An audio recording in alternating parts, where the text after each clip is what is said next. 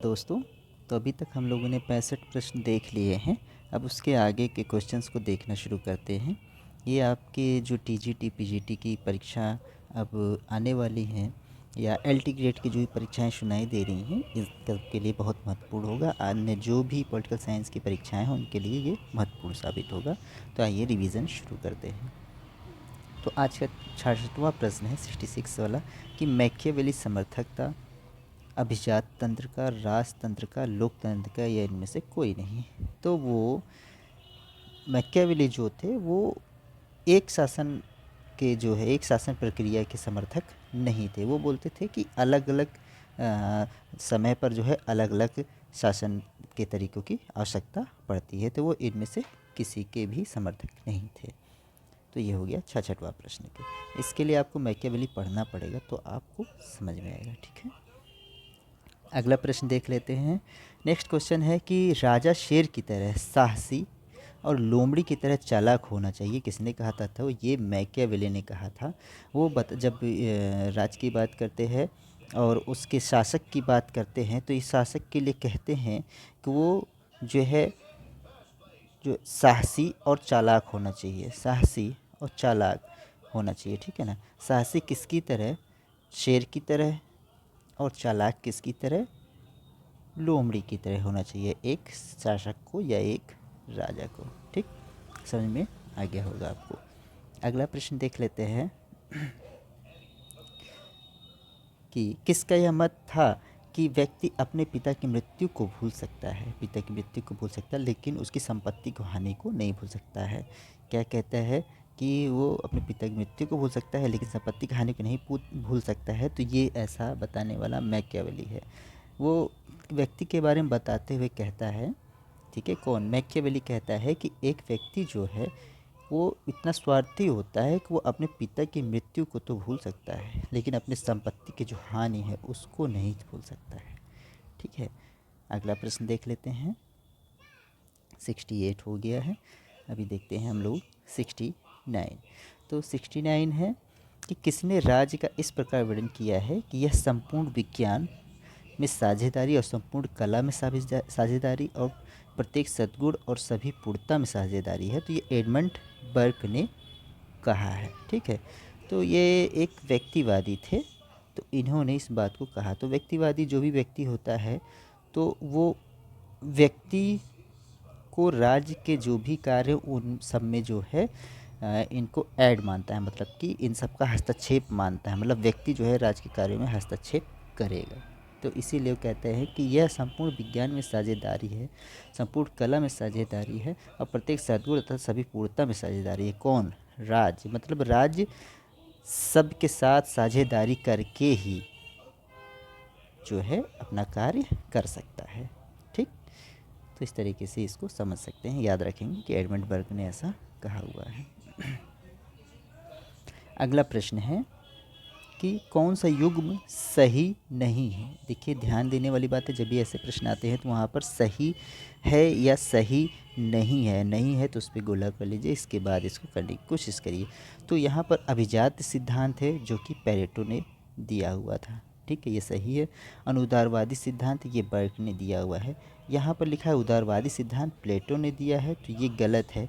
सामाजिक प्रसंविदा सिद्धांत रूसो ने, ठीक। तो यहाँ पर प्लेटो जो है ये उदारवादी नहीं थे, ये आदर्शवादी थे, ठीक है ना। ये आदर्शवादी विचारक थे, तो उन्हें आदर्शवाद के बारे में बात किया। और जो सामाजिक प्रसंविदा सिद्धांत इसमें जो है कौन कौन थे, तो इसमें हॉब्स, लॉक और रूसो, ठीक। ये सब सामाजिक समझौता या सामाजिक प्रसंविदा के सिद्धांत थे, यानी ऑप्शन सी सही हो जाएगा। अगला क्वेश्चन देख लेते हैं। ये है 71 क्या है? प्लेटो को राज्य के आदर्शवादी सिद्धांत का जनक माना जाता है क्योंकि, मतलब उसको आदर्शवादी सिद्धांत का जनक मानते हैं क्यों? कि उसने नगर राज्यों के आदर्शों को बताया है, ठीक। अगला देख लेते हैं कि उसका सिद्धांत मनुष्य की प्रकृति क्या है पर आधारित न होकर क्या होनी चाहिए पर आधारित है, या वास्तविकता तथा मूल्य के बीच दोहरी व्यवस्था को स्वीकार करते हैं, या उसने अपने सिद्धांत को अच्छाई के विचार पर आधारित किया है। ठीक है, तो प्लेटो जो है आदर्शवादी विचारक थे, और वो क्या था कि जो राजा था, जो राजा वो बनाना चाहते थे, वो राजा एक ऐसा आदर्शवादी राजा बनाना चाहते थे जो मूल्यों पर खरा उतरता हो, जो मूल्यों पर खरा उतरता हो। ठीक है, और वो अच्छा हो, बहुत अच्छा, मतलब बिल्कुल सुपर हो जिसको कहते हैं, है ना। मतलब राजा जो है गलत नहीं हो सकता है, यानी राजा सुपर होना चाहिए, अच्छा होना चाहिए, अच्छाई के लिए कार्य करना चाहिए। तो उनके लिए जो है ये डी ऑप्शन एकदम सटीक बैठता है। ठीक है, तो राजा को सर्वोच्च बताते हैं।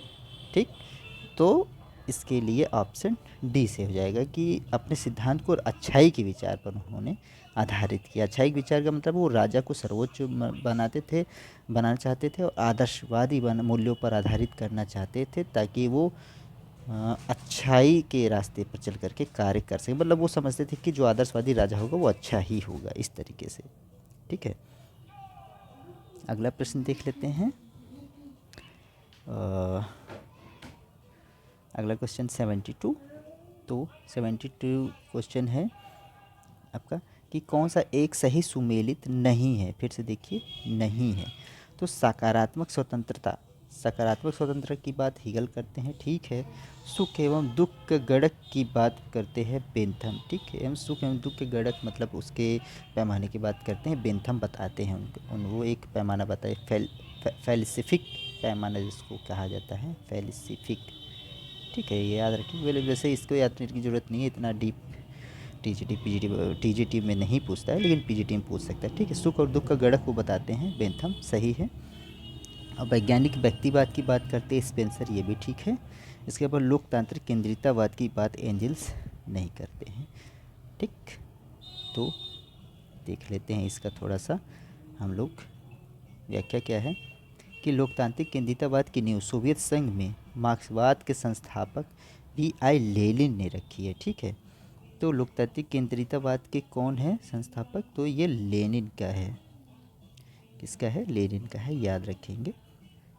और यह सिद्धांत सोवियत संघ के प्रत्येक संविधान में विहित है। कहाँ, सोवियत संघ के संविधान में विहित है, ये भी याद रखेंगे, ये भी नोट कर लेंगे। सोवियत संघ। जनवादी चीन के साम्यवादी दल और शासन संगठन के लिए भी यह सिद्धांत अपनाया गया है। कहाँ पर, चीन। इसका तात्पर्य है कि दल या शासन के निचले अंग अपने उच्च अंगों का निर्वाचन करेंगे, और ऊंचे अंग जन कल्याण के प्रति उत्तरदायी होंगे, और निचले अंग अपने से ऊंचे अंगों के निर्णय का पालन करने के लिए बाध्य होंगे। क्या कहा गया है इसमें, क्या है कि जो नीचे के दल हैं, जो नीचे के अंग हैं, वो ऊपर के अंग का निर्वाचन करेंगे। ठीक है, और ये जो दल, ये जो अंग बनेगा, ये जो है सभी के लिए कार्य करेंगे। ठीक है, और ये जो है जनसाधारण के लिए ये लोग कौन होंगे, उत्तरदायी होंगे। ठीक है ना। और क्या कहते हैं कि ये सभी बाध्य होंगे इसका बात मानने के लिए, किसका, ये जो बनाया गया है, ये जो जिसको चुना गया है। ठीक, इस तरीके से समझ सकते हैं डी। तो लोकतांत्रिक केंद्रितावाद की जो है किसने किया, वो एंजल्स नहीं है बल्कि लेनिन है, याद रखेंगे इसको। नेक्स्ट क्वेश्चन देख लेते हैं। अगला है रिपब्लिक केवल राजनीति पर लिखी गई पुस्तक मात्र नहीं, वरन शिक्षा पर लिखी गई एक ऐसी उत्कृष्ट रचना है जो इससे पहले कभी नहीं लिखी जा सकती। ठीक है, तो रिपब्लिक केवल राजनीति पर लिखी पुस्तक नहीं है, वरन शिक्षा पर लिखी गई। मतलब कि ये राजनीति के पर ही नहीं बल्कि शिक्षा पर भी लिखी गई है। ऐसा कौन कहता है, तो ये रूसो कहता है। फैक्ट है, बिल्कुल अच्छा वाला फैक्ट है, ये इम्पॉर्टेंट भी है, आप याद रखेंगे इसको। रूसो कहता है कि रिपब्लिक केवल राजनीति ही नहीं बल्कि शिक्षा पर लिखी गई एक उत्कृष्ट रचना है। ठीक, जो प्लेटो द्वारा रचित है। रिपब्लिक किसकी है, तो ये प्लेटो की है। ये बहुत पूछा जाता है, याद रखेंगे। नेक्स्ट है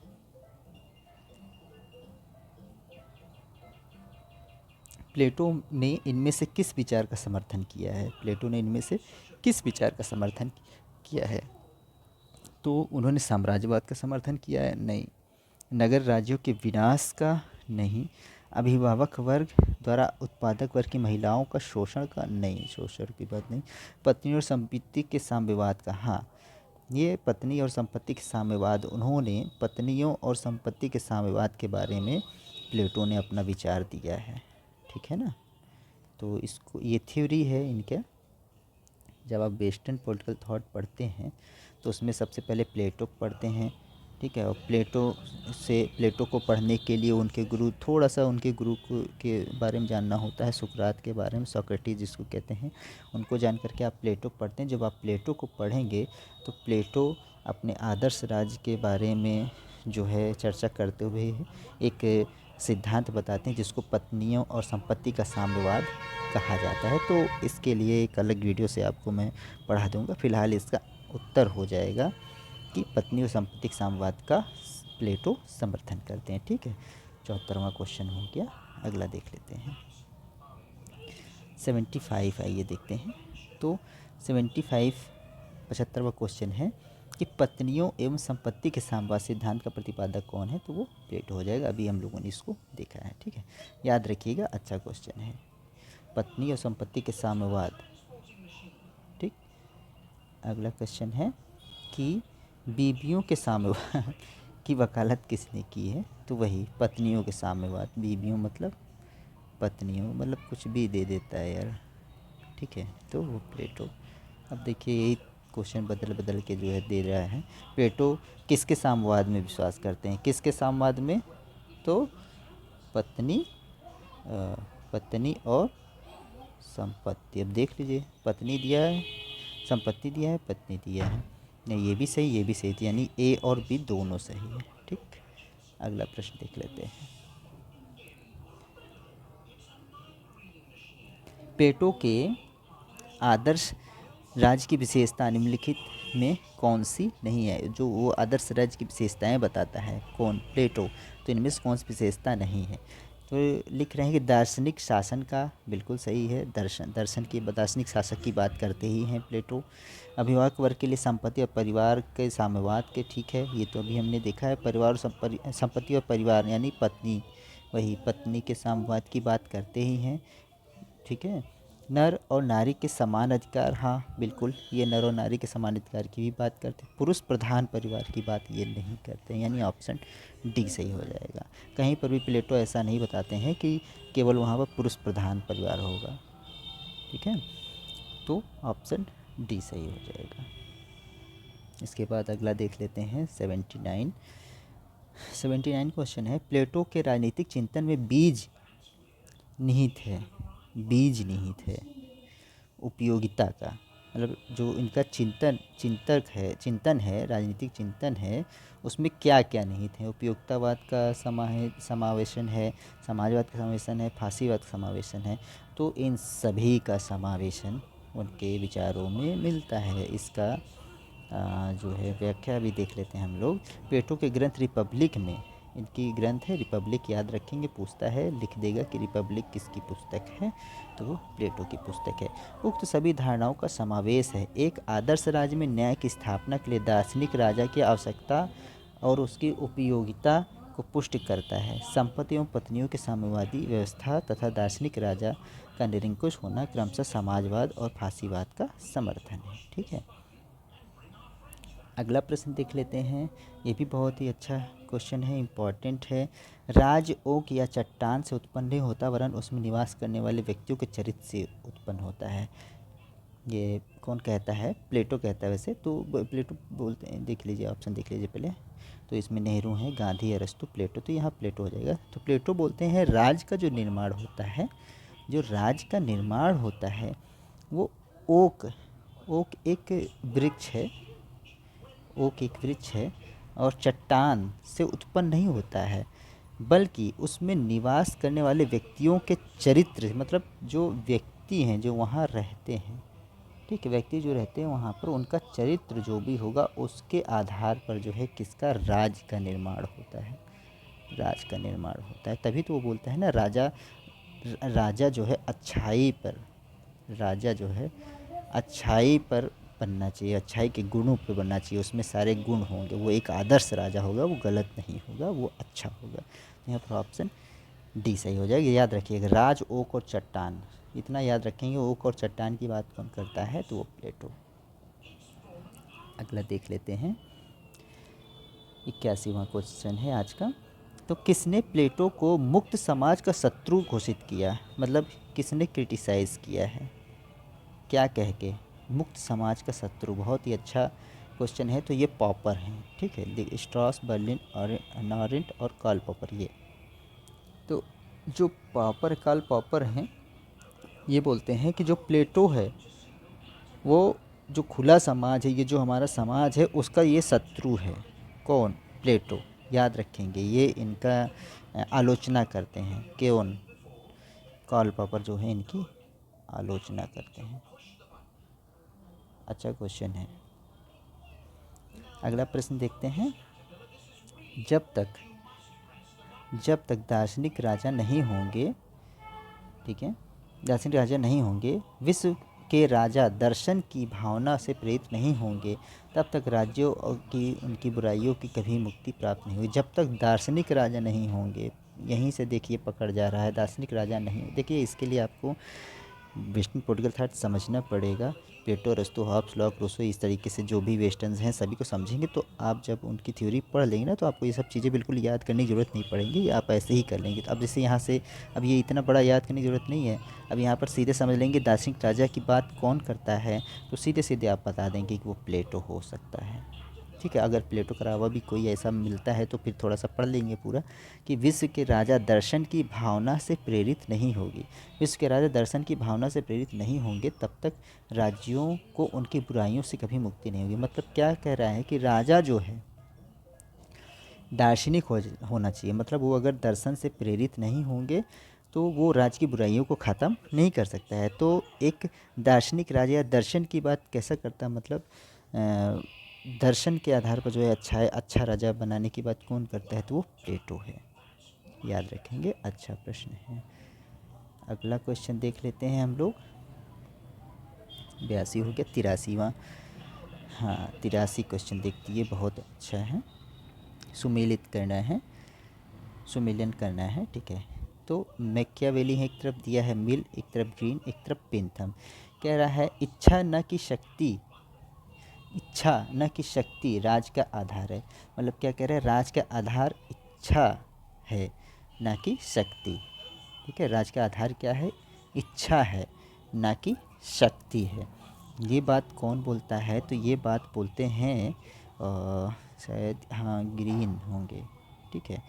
पुष्पिन उतना ही अच्छा है जितना कि कविता, पुष्पिन खेलना उतना ही क्या कहते हैं कि आनंद देता है जितना कि कविता पाठ करना। तो ये जो है बेंथम का बहुत ही फेमस कथन है।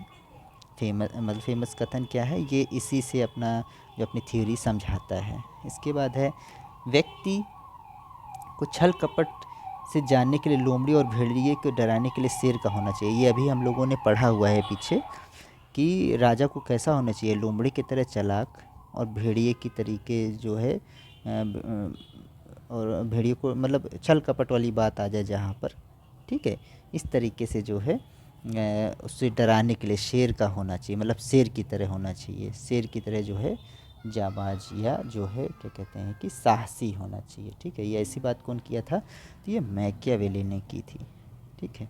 इसके बाद जो है आखिरी है, अपने ऊपर, अपने मस्तिष्क तथा शरीर पर व्यक्ति संप्रभु है। ये अच्छा कोटेशन ये मिल द्वारा है, तो मिला लीजिए, ए का 3, ए का 3 और बी का 4, ये देखिए सीधे सीधे मिला हुआ है ना, पहला ही हो जाएगा। तो समझ में आया होगा आप लोगों को, नोट कर लीजिएगा इसको, यहाँ पर ये दिया हुआ है, आप देख सकते हैं। अगला देख लेते हैं। कह रहा है, ये भी मिलाने वाला है, कि तलवार के बिना प्रसंविधा शब्द मात्र है, एक तरफ बोंदा दिया हुआ है, व्यक्ति को स्वतंत्र होने के लिए बाध्य किया जा सकता है, ठीक है, ऐसा कौन कहता है। और उच्चतर शक्ति केवल डाकुओं का झुंड बन सकती है, राज नहीं। राज का कार्य व्यक्ति में आत्मनिर्भरता की भावना को नष्ट करना है, और उसके उत्तरदायित्व को कमज़ोर करता है तथा उसके चरित्र को कुंठित करता है। तो इसका मिलान करना है तो सीधे सीधे यहाँ से मिला भी सकते हैं, ए का 3 हो जाएगा, हॉब्स बोलते हैं, ठीक है। इसका लेकिन हम लोग व्याख्या में देख लेंगे तो ज़्यादा समझ में आएगा। सामने सामने लिखा हुआ है तो देखते हैं। तो तलवार के बिना प्रसमिदा मात्र शब्द है, ठीक है। तलवार के बिना जो है प्रसमिदा जो है मात्र क्या है, एक शब्द है। तो ये हॉब्स कहता है। व्यक्ति को स्वतंत्र होने के लिए बाध्य किया जा सकता है, ये कौन कहता है, रूसो। ये अच्छा इंपॉर्टेंट है, इसको याद रखेंगे बिल्कुल अच्छे से। उच्चतर शक्ति केवल डाकुओं का झुंड बना सकती है, राज नहीं। उच्चतर शक्ति मतलब आप बहुत शक्तिशाली हैं, तो मतलब जैसे आप क्या कहते हैं कि बिल्कुल शक्ति के बल पर आप कार्य कर रहे हैं, तो आप केवल उससे डाकू का झुंड बना सकते हैं, राज नहीं बना सकते। ऐसा कौन कहता है, तो ये बोंदा का कथन है, ये भी इम्पोर्टेंट। और ये तो इम्पोर्टेंट है ही। राज का कार्य व्यक्ति में आत्मनिर्भरता की भावना को नष्ट करता है और उसके उत्तरदायित्व को कमजोर करता है तथा उसके चरित्र को कुंठित कर सकता है। तो ऐसा कौन कहता है, तो ये मिल हो गए। अगला क्वेश्चन देख लेते हैं। अगला प्रश्न भी वैसे ही है, बहुत ही अच्छा। तो इसकी भी हम लोग व्याख्या ही देखेंगे। राज्य का दार्शनिक सिद्धांत कौन देता है, तो मैकियावेली, बेंथम, केल्सन, बोसांके। इसके बाद है राज और विधि के सामान्य सिद्धांत कौन बोलता है, इनमें से चारों में से। फिर दार्शनिक उग्रवाद को कौन बोलता है। नागरिक सद्गुणों की अभिवृद्धि की पूर्व दशा के रूप में गणतंत्रवाद, ठीक है। तो राज के दार्शनिक सिद्धांत की बात जो है बोसांके करते हैं, और राज और विधि के समान सिद्धांत की बात ये जो है केल्सन करते हैं। और दार्शनिक उग्रवाद की बात जो है मैकियावेली। इसके बाद ये हैं आपके नागरिक सद्गुण की अभिवृद्धि की प्रदर्शन गणतंत्रता, तो ये हो गया बेंथम, ठीक है। ये थोड़ा सा ट्रिकी है, आप लोग इसको देख लीजिएगा तो, लेकिन ये सही होगा। व्याख्या में इसको देख के समझ लेते हैं ठीक से। तो राज के दार्शनिक सिद्धांत की बात वही बोसांके, ठीक है। राज और विधि के का सामान्य सिद्धांत जो है केल्सन देते हैं। दार्शनिक उग्रवाद की बात बेंथम करते हैं, ये याद रखिएगा। तो मतलब जैसे कि अभी मिलान वाले में 1-2 भी अगर आपको आता होगा तो आप पूरा जो है उसको मिलाकर कर पाएंगे। नागरिक सद्गुणों की अभिवृद्धि की पूर्वदशा के रूप में गणतंत्रवाद, मतलब 2 तरीके की बात करते हैं ये, गणतंत्र और कभी कभी जो है राजतंत्र, है ना। ये मैकियावेली अलग अलग जगह पर अलग अलग शासन व्यवस्था की बात करते हैं ना। तो अभी ये यहाँ पर गणतंत्र, नागरिक के सद्गुणों की वृद्धि के लिए पूर्वदशा के रूप में गणतंत्रवाद की बात करते कौन, मैकियावेली। अच्छा क्वेश्चन है, फैक्ट है, थोड़ा सा ट्रिकी भी है, इसको याद कर लेंगे। अगला क्वेश्चन देख लेते हैं आज के लिए। तो 86 क्वेश्चन है आज का, 86वां। सबसे निकृष्ट राज्य भी सबसे उत्कृष्ट अराजकता से अच्छा है। बहुत अच्छा कोटेशन है।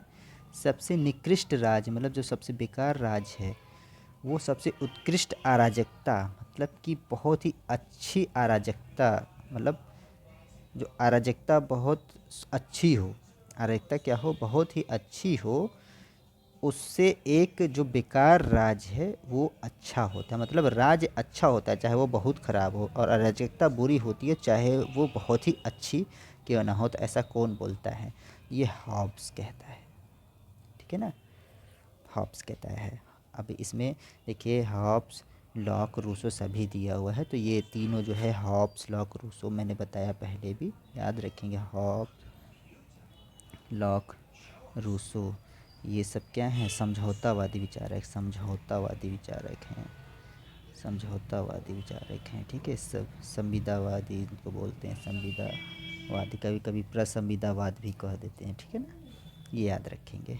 अगला प्रश्न देख लेते हैं, ये आप देख लीजिएगा रोक करके, ठीक है। नेक्स्ट क्वेश्चन है, राज के स्वरूप के बारे में निम्नलिखित में कौन। नेक्स्ट क्वेश्चन है कि राज्य के स्वरूप के बारे में निम्नलिखित में कौन सही है, ठीक है। तो राज अपने आप में एक साध्य है, राज के स्वरूप बारे में कौन सही है, तो ये जो आज आधुनिक समय है उसी के बारे में लेकर के हम सोचेंगे। तो राज अपने आप में एक साध्य है। ओके, राज साध्य एक साधन है, राज साध्य का एक साधन है, सही है।